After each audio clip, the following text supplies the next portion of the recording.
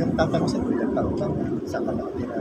Yun lang, konti na dyan, konti bayad lang. Precious, no? Opo. Ayan mga ka-adventure, babatiin muna natin si Ma'am Precious. Happy birthday Ma'am Precious! Yun Ilang po. taon ka na? 21 po. 21, no? Okay, ito po. Ayan, no? sir. Go ahead, sir. Nandito po kami, live once again from the Philippine Confederation of Senior Cyclists Incorporated. Mandaman na Junior Elite Cyclist, no? We have, sabi ko ng new member, no, with the name of Ma'am Precious. Ma'am Precious, pakilala mo na yung sarili mo. Pangalan mo, kung ilang taon ka na, saan ka nakatira.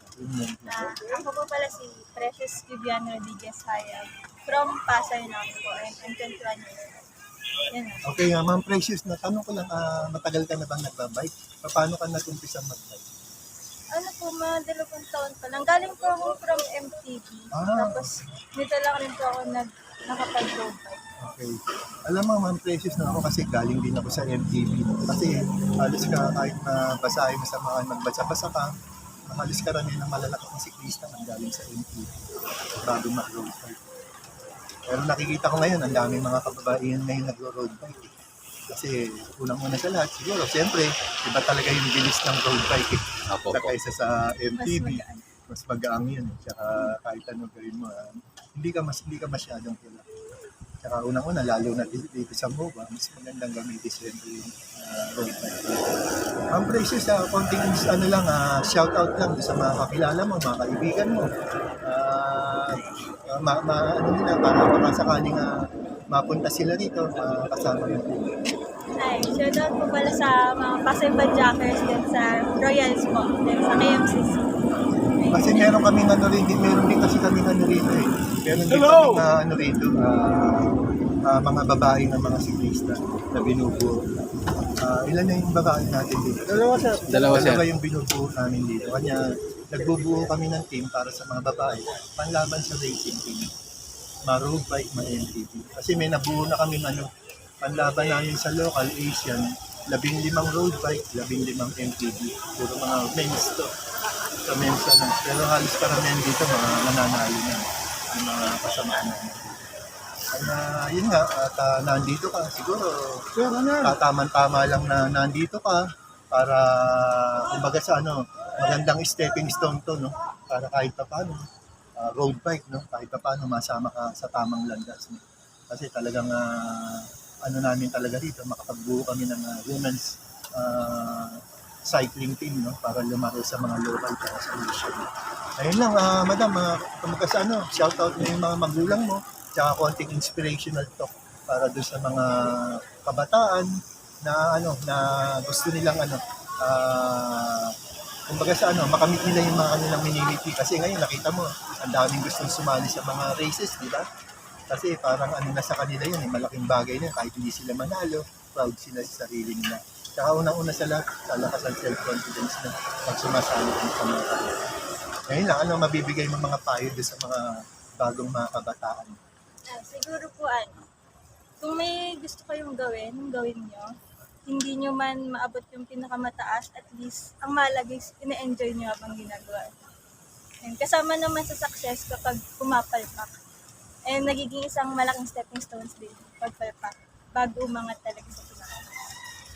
Napakaganda ng Yes, pahayag mo at the age of 21, no? Kasi yun naman talaga kumbaga sa yung experience, yun ang magdadala sa iyo ng motivation. Mas maganda nga yung kahit pa paano nakakaranas tayo magmula sa umpisa. Siyempre, hindi mananalo ka agad. Mas maganda yung unti-unti. Kasi mas maganda yun pagka nakuha mo yung goal mo. Kumbaga sa buong-buo ka na, lahat may experience ka na. Kumbaga sa alam mo na lahat ang gagawin. Ang lakas ng mga determinasyon, tsaka yung kumpiyansa mo sa sarili mo, mataas, tsaka moral. Kanya pagdating mo sa races, wala kang kinakabahan kahit sino mga kalaban mo.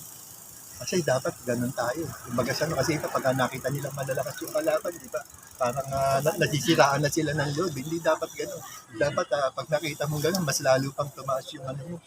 Hindi ka man manalo, pero proud ka sa sarili mo kasi nakalaban mo, puro malalakas Kahit ako, pagka sa Gunstad, nasa unahan ako, puro Philippine team ang kalabang ko at the age of 66 years old. Pero wala akong kinakabahan kasi pare-pareho lang kami, tsaka naglalaban kami sa age group.